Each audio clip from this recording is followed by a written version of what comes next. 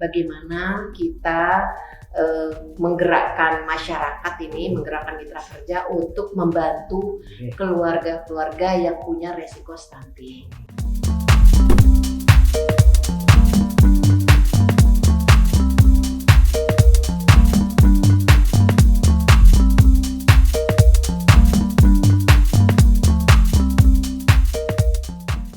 Assalamualaikum warahmatullahi wabarakatuh, Tribuners. Saat ini saya sedang bersama dengan Kepala Perwakilan Badan Pendidikan dan Keluarga Berencana Nasional atau BKKBN Lampung, Ibu Sutriningsih. Assalamualaikum. Waalaikumsalam, Mbak Ridwan. Apa kabar ini, Bu? Alhamdulillah baik. Oke, ini terkait BKKBN kan biasanya berbicara tentang KB gitu, tapi kan sekarang ada program baru yang dikeluarkan oleh BKKBN, yaitu program Genting, atau Gerakan Orang Tua Asuh Cegah Stunting. Nah, sebelum membahas itu, boleh tidak Bu diceritakan lebih dulu sebenarnya stunting ini kondisi seperti apa sih? Ya, makasih Bang Ridwan. Jadi stunting ini sebenarnya sudah ada dari sebelum-sebelumnya, hanya mungkin ada beberapa perubahan segmentasi aja. Intinya adalah stunting itu anak-anak yang di 1000 hari pertama kehidupannya tumbuh kembangnya tidak seimbang. Ya, harusnya misalnya di 1 tahun pertama nih, 1 tahun pertama dengan tinggi seharusnya antara 69 cm gitu ya untuk anak-anak perempuan, dan laki-laki 70 cm. Tetapi tidak mencapai itu. Berat badannya minimal 6 kilo atau 7 kilo, tetapi tidak mencapai itu. Jadi artinya adalah antara tumbuh dan kembang pada periode 1000 hari pertama kehidupannya tidak seimbang. Biasanya diakibatkan 2 hal. Kekurangan gizi kronik dan juga penyakit yang cukup lama tidak diobati. Itu biasanya seperti itu. Gizi kronik ini maksudnya seperti apa? Gizi kronik ini berarti seharusnya ketika ibunya hamil, itu kan kita tahu ya ada standar ibu hamil ini harus memenuhi memakan memakan nutrisi yang memenuhi nilai-nilai gizi. Kemudian setelah ibunya lahir, itu juga anak yang lahir, anak juga seharusnya pertama di 6 bulan pertama harus mendapatkan ASI eksklusif, misalnya gitu. Tapi ASI eksklusif ini sebenarnya juga harus ditopang sama ibunya yang memenuhi gizi. Nah, ketika itu semua tidak didapat, ya biasanya dampaknya adalah kekurangan gizi pada anak. Berarti itu ada kadar tertentu, misalnya proteinnya harus berapa? Ada. Jadi misalnya gini, untuk anak-anak yang memang sudah terkena stunting, ya kekurangan ketidakseimbangan antara tumbuh kembang anak ini, dia biasanya adalah kekurangan gizi. Berarti kekurangan gizi ini bisa kita intervensi itu dengan yang bagus adalah protein hewani. Ya, protein hewani apa sih paling gampang didapat? Paling gampang didapat di kita nih. Selain murah dan gampang didapat, gampang diolah, enak adalah telur. Ya, minimal sehari 2 telur. Untuk anak-anak 2 butir telur gitu. Oke. Bicara stunting kan di 1000 hari pertama. Terus ini dampaknya apa bagi anak-anak yang menderita stunting? Sudah pasti sebenarnya ada jangka pendek, ada jangka panjang, Bang. Jangka pendeknya tadi berarti yang seharusnya anak di usia tertentu, misalnya setahun 2 tahun, tingginya sekitar 70-80 cm misalnya gitu ya. Karena kekurangan gizi otomatis akan terlihat dia lebih pendek dibanding kawan-kawannya.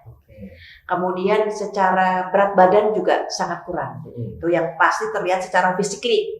Tapi secara non physically, karena itu adalah kecerdasan fisik dan non fisik itu, biasanya anak-anak stunting ini kecerdasannya juga kurang. Kenapa? Karena nilai gizinya juga kurang ketika pertumbuhan itu.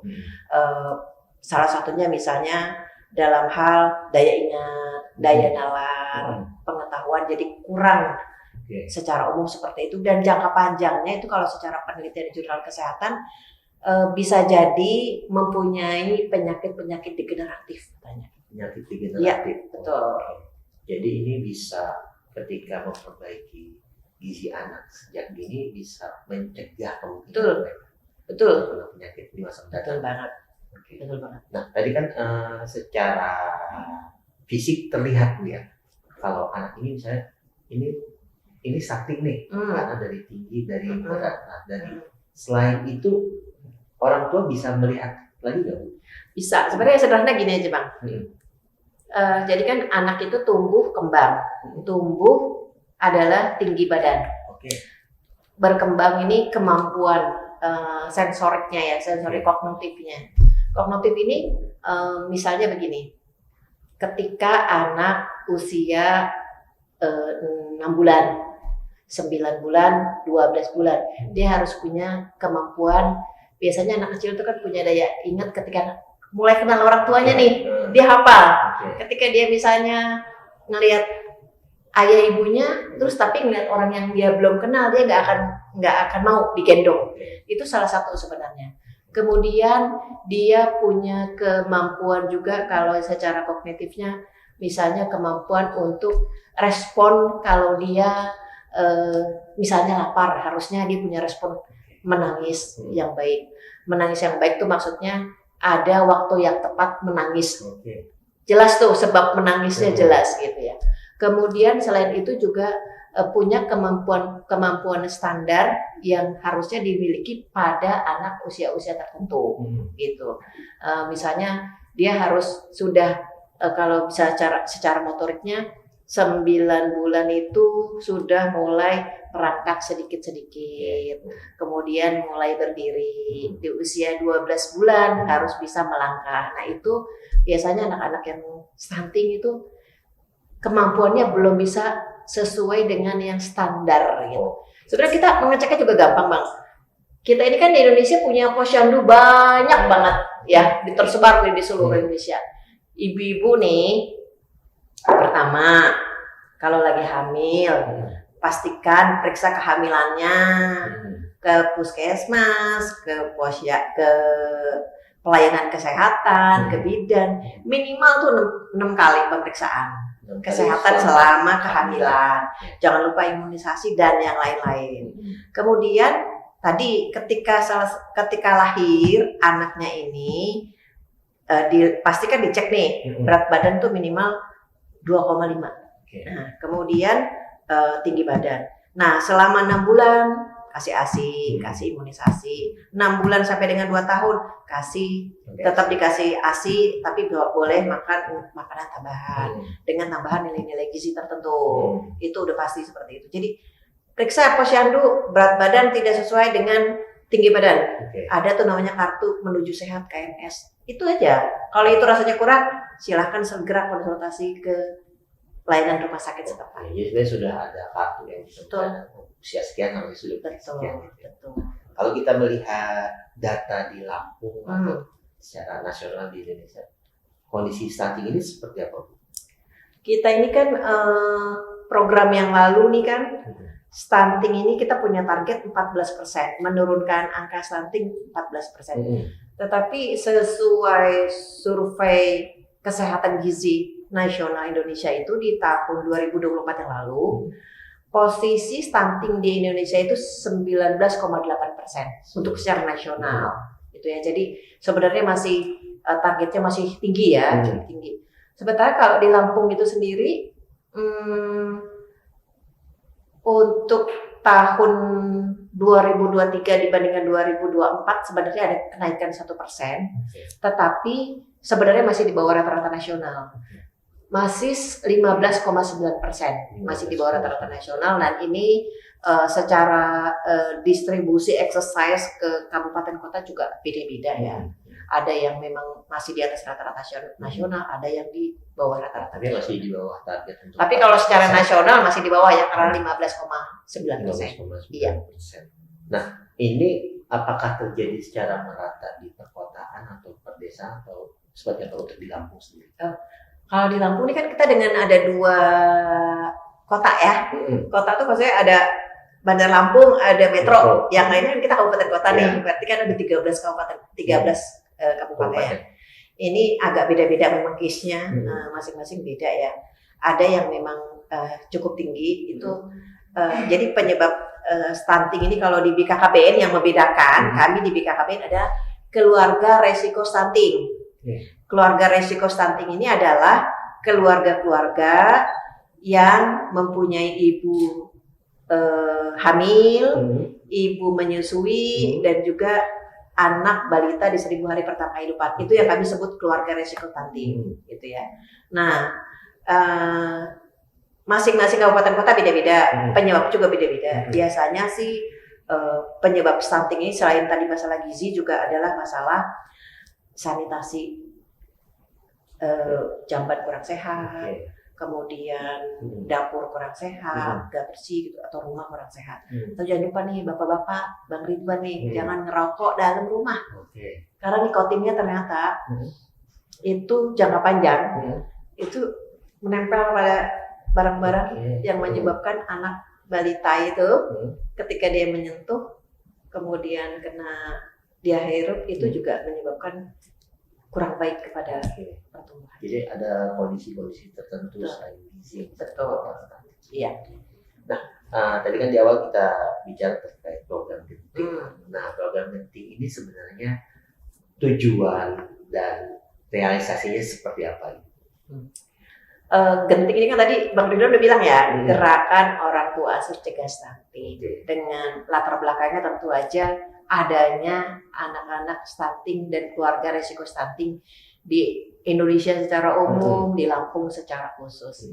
Dari situ kita Kementerian Kependudukan Pembangunan Keluarga BKKBN, khususnya di Lampung, BKKBN Lampung ini sesuai dengan arahan pimpinan kami Pak Menteri, membuat suatu gerakan mengajak para pihak, para mitra kerja pentahelik gitu ya, untuk bersama-sama bagaimana kita menggerakkan masyarakat ini, menggerakkan mitra kerja untuk membantu keluarga-keluarga yang punya resiko stunting. Gitu. Siapa saja nih mitra kerja pentahelik, macam-macam, termasuk media, Tribun. Tribun ini kita kerjasama sebenarnya udah 3 tahun ya kalau nggak salah ya, gitu ya. Kemudian ada pihak swasta, perusahaan-perusahaan, akademisi, perguruan tinggi, kemudian perorangan juga boleh. Kami di kantor BKKBN kerjasama dengan Basnas, bikin UPZ, semuanya kita karyawan setiap awal bulan menyisihkan zakat, sedekah dan infak untuk nanti kita kumpulkan, kita berikan kepada anak stunting. Tapi kita juga nggak menutup kemungkinan pihak-pihak swasta. Itu. Jadi ini membutuhkan kesadaran bersama, sudah tidak hanya tanggung jawab pemerintah. Betul. Mengajak seluruh lapisan masyarakat dan semua instansi, pihak-pihak swasta, perguruan tinggi dan yang lain-lain. Nah, untuk realisasinya sendiri di Lampung, kita ini kan sebenarnya punya target ya, target untuk sasaran program genting ini, kalau tidak salah kurang lebih sekitar 31.000 keluarga. Ini secara kita intervensi, Bang, sudah ada 3 cara intervensi sebenarnya. Pertama adalah pemberian nutrisi, kedua pemberian non nutrisi. Non nutrisi ini berupa bantuan renovasi jamban sehat, renovasi rumah, bedah rumah, kemudian air bersih, dan satu lagi edukasi. Karena edukasi itu penting. Orang udah kita kasih bantuan, udah kita kasih air bersih, kalau dia nggak punya edukasi, nggak punya pengetahuan yang cukup, besok berulang lagi. Betul. Jadi dari target itu sebenarnya dari 31.000 itu sudah tercapai dari target gentingnya sendiri, gerakan orang tua asuh. Tetapi tentu saja di luar itu kan masih ada target keluarga resiko stunting yang lain yang belum menjadi target genting. Itu secara umum masih ada. Nah ini kan kita secara bersama-sama, kalau seandainya ada yang mau turut bergabung gitu, nah ini gimana caranya? Gampang banget. Pertama bisa hubungi BKKBN. Kedua, nanti kami ada dashboard sebenarnya ya, ada dashboard genting namanya. Dashboard genting ini bisa diakses nanti ketika memang kita sudah ada diskusi kesepakatan para mitra pentahelik ini mau membantu dalam bentuk apa. Misal tadi nutrisi, non nutrisi. Nutrisi ini minimal 3 bulan dilaksanakan secara periodik. Kalau yang untuk non nutrisi tadi ya tergantung pilihannya, mau jamban, mau rehab rumah atau ke sanitasi. Itu jadi kita sampaikan dari pihak mitra bisa saling simbiosis mutualisme, kita yang menawarkan atau memang misalnya pihak-pihak swasta punya CSR gitu ya di lingkungannya. Monggo kita punyanya Pindata nih. Ada loh keluarga KRS di lingkungan perusahaan, silahkan yang mau dibantu, mau bantu dalam bentuk apa. Karena kan mungkin CSR-nya masing-masing beda ya. Gitu. Jadi sebutnya donatur juga ya. Mereka juga tahu ini diarahkan kemana dan pelaksanaannya seperti apa. Benar, kita transparan. Kita menyerahkan sebenarnya ke pihak mitra ini. Mereka mau memberi bantuan apa, silahkan memilih. Mau bantuan nutrisi kah? Mau bantuan non nutrisi kah? Monggo silahkan aja pilihannya kepada mitra. Oke, Bu, ini kan kalau kita bicara BKKBN kan tidak hanya masalah stunting atau genting saja, ini kan terkait keluarga. Nah, ini kan kalau kita melihat keluarga sebagai unit sosial terkecil, nah ini di era seperti ini peran BKKBN ini apa ada yang berubah atau seperti apa? Gini Bang Ridwan, kita kan kemarin baru ada perubahan nih ya, maksudnya perubahan di 2024 kita tahu tahun politik ada beberapa penyesuaian perubahan kementerian dan lain-lain. Kami BKKBN adalah salah satu lembaga yang berubah secara struktur lembaga sesuai dengan Perpres 180 dan Perpres 181 2024 yang tadinya BKKBN adalah Badan Kependudukan Keluarga Berencana Nasional menjadi Kementerian Kependudukan Pembangunan Keluarga, tetap ada slash BKKBN. Ya, artinya apa? Artinya adalah bahwa BKKBN ini punya fungsi yang lebih besar lagi, ya. Tetapi kita tetap punya mandatori berdasarkan Undang-Undang 52 2009 dan Perpres tadi. 3 mandatori kita pertama adalah tentang bagaimana pengendalian penduduk, kemudian bagaimana pembangunan keluarga, dan juga tetap menempel keluarga berencana. Iya. Tapi kita tetap prioritas pertama adalah bagaimana pengendalian penduduk, pembangunan keluarga dengan pelaksanaan keluarga berencana. Kalau bicara pembangunan keluarga ini seperti apa nih? Pembangunan keluarga kalau di program BKKBN kita punya siklus hidup. Penggarapan program-program kita mulai dari sebenarnya remaja. Ini kayak telur sama ayam nih, mau ngambil telurnya dulu apa ayamnya dulu gitu kan. Kita punya remaja, kita punya forum remaja itu namanya PIKR ya. PIKR itu ada di sekolah-sekolah SMA, sebenarnya SMP, tapi yang paling populer ada di SMA dan di kampus-kampus. PIKR ini kita merekrut anak-anak remaja dengan sasaran anak remaja, kemudian kita memberikan edukasi, sosialisasi tentang perencanaan keluarga, kesehatan reproduksi. Jadi jangan mikir curi nikah loh, nggak gitu. Gitu maksudnya anak-anak remaja ini justru kita kasih edukasi dan sosialisasi. Kapan sih usia nikah yang baik, yang ideal? Jadi kalian tuh jangan buru-buru nikah loh, gitu. Kuliah yang benar, sekolah yang benar. Terus kalau sampai nih mereka pacaran, ya pacarannya yang sehat, gitu. Terus kemudian gimana sih interaksi dengan sesama teman sebaya, gimana sih sebaiknya dengan orang tua. Nah, pada waktunya nanti siap menikah, harus disiapkan juga, bukan hanya karena emosi gitu, karena udah ada dari sisi usia, dari sisi kemampuan ekonomi, fisik dan psikis, gitu. Semuanya betul-betul diharapkan siap. Kita ini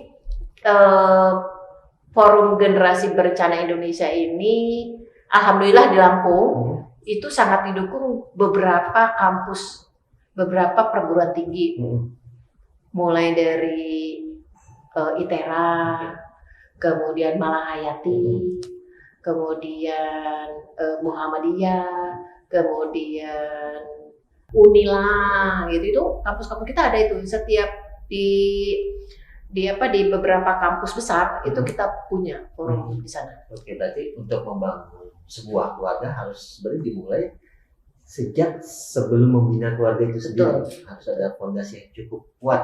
Betul. Nah, bicara keluarga dan bicara saat ini kan di era digital. Jadi kalau kita misalnya sudah membina keluarga muda khusus kan baru punya anak satu atau dia masih kecil-kecil dan di tengah era digital ini kan berarti sebenarnya ada pola pengasuhan yang berbeda dibandingkan zaman sebelumnya. Nah, ini kalau kita melihatnya seperti apa dan harusnya seperti apa?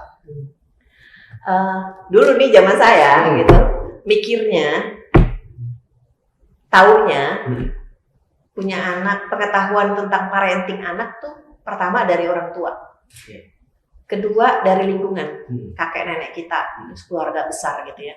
Terus ketiga, kita kalau kita rajin baca, kita dari membaca gitu. Tapi kan sumber informasi membaca dulu susah ya. Kalau mau cari buku gitu, paling ke Gramedia gitu. Susah lah makanya gitu. Jadi kadang-kadang pola asuh dulu yang kita anggap tuh benar gitu ya, bisa jadi sekarang salah. Gitu. Gimana caranya kita tahu? Ternyata sekarang kan berkembang ilmu pengetahuan, berkembang teknologi dan yang lain-lain gitu ya. Banyak hal yang kita harus upgrading ternyata gitu. Upgrading dalam hal apa? Contoh orang tua. Orang tua sekarang harus punya ilmu tentang pengasuhan anak yang baik, yang sesuai gitu. Karena beda zaman, beda pola asuh gitu. Dan kita harus menyesuaikan itu. Selain itu, orang tua juga harus diharapkan itu ada bersama anak pada saat tumbuh kembang. Nah, kayak Bang Ridwan nih, anak sama bapaknya harus deket Bang. Nggak bisa, nggak kayak zaman dulu, bapaknya hanya sekedar basa-basi ke anak. Sekarang nggak boleh. Harus betul-betul dekat sama anak, interaksi gitu. Kemudian tadi ya, harus punya pengetahuan, parenting, kemudian harus berinteraksi sama anak, kemudian harus jadi role model yang baik katanya ke anak, mau beri contoh yang baik gitu ya. Karena keluarga adalah madrasah pertama anak, dan ketika orang tuanya berperilaku atau bersikap tidak baik akan dicontoh anak, dan katanya akan diingat anak long time ya memorinya gitu. Makanya kita tetap harus memberikan role model yang baik ke anak. Jadi tidak perlu banyak dinasihati, cukup ditunjukkan. Anak sekarang emang mau dinasihatin. Dan banyak hal ya, intinya kita tuh harus terus mengupgrading diri kita untuk pengetahuan. Unik, ini cukup banyak sekali informasi baru yang didapatkan. Ini jadi pertanyaan terakhir. Ada tidak pesan untuk keluarga baru atau anak muda yang baru menikah gitu kan, katanya kalau usia pernikahan 2 tahun sampai 5 tahun usia rawan gitu, karena masih baru saling mengenalnya. Ada tidak pesan-pesan untuk mereka supaya dalam membina rumah tangganya harus seperti apa? Oke. Mungkin saya mulai dari tadi ya, pembangunan keluarga dulu nih ya. Pertama, kita harapkan sebenarnya usia menikah ideal gitu ya, itu adalah untuk perempuan 21 tahun. 21 tahun. Laki 25 tahun. Kenapa 21 tahun? 21 tahun itu biasanya usia-usia kalau kuliah sudah selesai. Ya. Laki-laki kenapa 25 tahun? Diharapkan dia juga sudah selesai kuliah, sudah secara ekonomi sudah punya pekerjaan. Jadi siap secara baik fisik maupun ekonomi dan juga psikisnya gitu ya. Kemudian ketika mereka berkeluarga, punya anak tadi ya, berarti ya kalau sudah berkeluarga, misalnya punya anak, kalau pesan dari kami, jaga jarak anak pertama dengan kedua. Kenapa perlu jarak anak yang ideal berapa? Antara 3 sampai 5 tahun. Kenapa perlu jarak anak? Anak itu punya hak gitu ya. Dulu kan kalau orang dulu, anak pertama, anak kedua nggak perlu perhitungan waktu misalnya. Sekalian aja biar gak capek-capek. Nggak boleh, katanya ternyata kita mengambil hak anak gitu ya. Anak itu butuh kasih sayang. Anak itu butuh ASI yang baik sampai 2 tahun gitu ya. Jadi kita curahkan anak pertama dengan kasih sayang dan perawatan yang baik gitu ya. Jadi gimana untuk pasangan-pasangan muda ya tadi ya. Ya pertama harus siap sebenarnya nikah di usia yang sesuai, punya kemampuan finansial yang mungkin lebih tidak tapi cukup baik, bagaimana mengelola ekonomi yang baik gitu ya, bagaimana mengelola emosi yang baik, bagaimana bertoleransi yang baik, bagaimana tumbuh dan berkembang bersama sebenarnya, saling menghormati. Jadi ada timbal baliknya. Betul. Jadi untuk menciptakan generasi secara nasional sebenarnya cukup sederhana, cukup dimulai dari keluarga itu bisa menyelesaikan persoalan itu asal dengan Perencanaan. Iya. Oke. Iya. Baik Bu Ning, terima kasih banyak nih atas waktunya, atas informasi yang disampaikan. Mungkin tadi sudah sangat banyak sekali terkait stunting, mengenai stunting sampai keluarga, bagaimana merencanakan keluarga yang baik. Sekali lagi terima kasih atas waktunya. Sama-sama Bang Ridwan, kami juga terima kasih ini bisa mensosialisasikan program-program kami ke masyarakat. Siap. Baik, Tribuners, demikian yang kita bersama Kepala BKKBN Lampung, Ibu Sutriningsih. Sampai jumpa lagi dalam podcast Tribun Lampung. Wassalamualaikum warahmatullahi wabarakatuh. Waalaikumsalam warahmatullahi wabarakatuh.